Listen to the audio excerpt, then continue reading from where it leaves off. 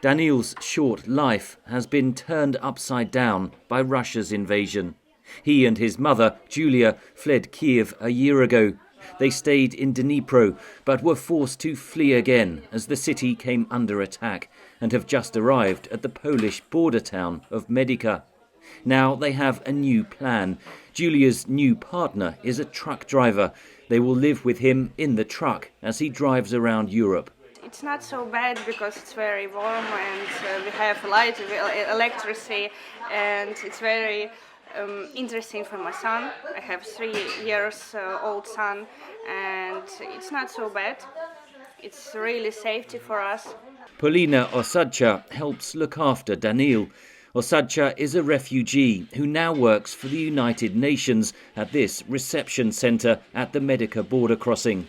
She says Ukrainians are adapting to the war. They already, even when there was this problems with blackouts, for the first time all the people were stressed, shocked what to do, but now they have generators, they have power banks. Britain's Mo Hornick and Mikey Stewart Richardson are from the MAD Foundation charity, which takes aid into Ukraine and refugees back to Britain.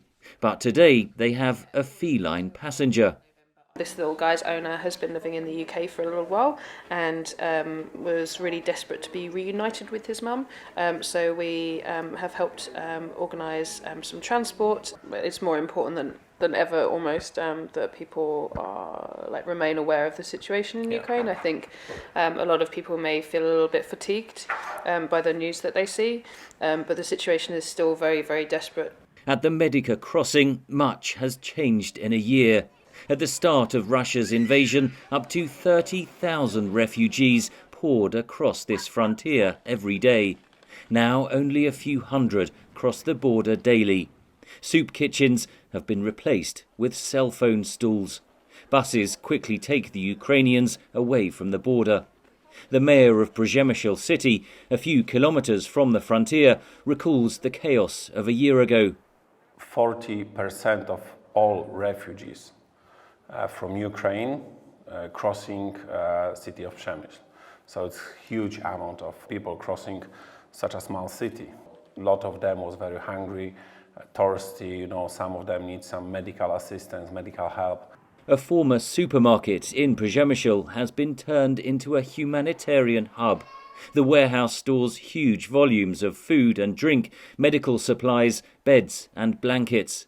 There are fears that a renewed Russian offensive will create a new wave of refugees. We have all that logistics system ready to expand. We have still a lot of beds stored in schools, things like that, so we're ready for that situation again. But hopefully that situation will not happen again. Russia's invasion brought millions of refugees to Poland and large-scale land warfare to NATO's doorstep.